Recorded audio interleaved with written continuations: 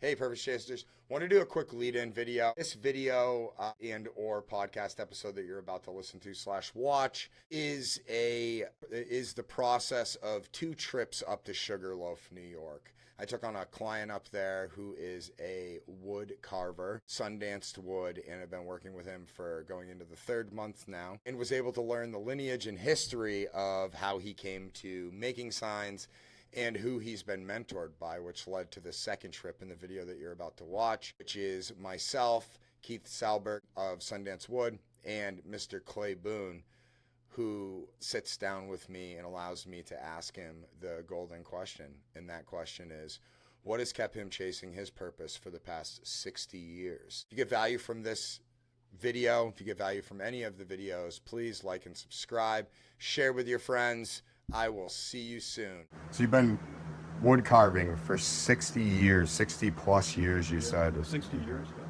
What is it about this that keeps you so drawn into it to keep chasing this purpose? Yeah, you have to take a sharp gouge and a nice piece of wood and run that gouge through that wood and just see those shavings curl, because it's got to be a sharp gouge. A dull gouge or a screwdriver will frustrate you and you'll throw the thing in the fire. But to actually, and it's why I never went to big machinery, CNC router. I was told long ago, oh, you need to get your work into a CNC router. And I could just see myself in a lab coat with pencils here, feeding a program. And I think, no, you don't understand.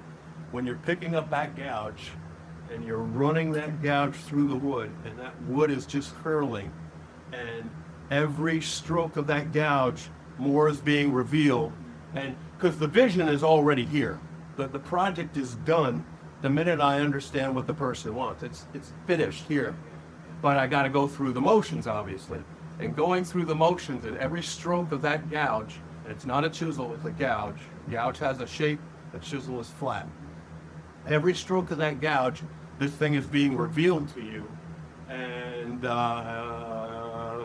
unless you don't like wood, you get a little flutter going there, and then another stroke, bigger flutter, because you are seeing your actions revealing what is already finished in your head. And that keeps you going. And the other thing is, as Keith will know in time, as he's learning now, is every piece is unique. Every piece you can learn a little something from. And each wood, there's lots of different woods. Most woods are not carvable, but there are some that are even better carving than others. But the bottom line is you end up feeling a sense of accomplishment that maybe you couldn't do with a CNC router, because your hands have been in it. The dust has been up your nose and in your hair. Every piece is unique, and that's what always has kept me going. Even when times were a little bit lean and I wasn't making that much money. If I wasn't making that much money and times were lean a couple of times, that's when I would make a piece to go in the showroom. But I can't explain it to you unless you've been there, just carving. And that's what a lot of my students will say too, is man, I didn't realize this was just more than just coming to a carving class, feeling that wood shave off there so nice. We're blessed as artists to be able to look at something like that and be like, this is therapy for us. Well, and you're getting paid for it too. And you're making the taxes and bills go away. But it's very therapeutic, and I would say that's absolutely correct, because my wood carving students, some of them have been becoming over 20 years, and they love what they're doing, and it's not arduous, even that it can be. Some of the projects would be pretty long, but it's that feeling of that wood just peeling out of there, and revealing where you wanted it to go. It's a unique experience, and unless you're doing it, you probably wouldn't understand what I'm saying. But well, I mean, when we're in a piece, and we could spend 8 hours, and it feels like an hour, and that's how you know you got something good.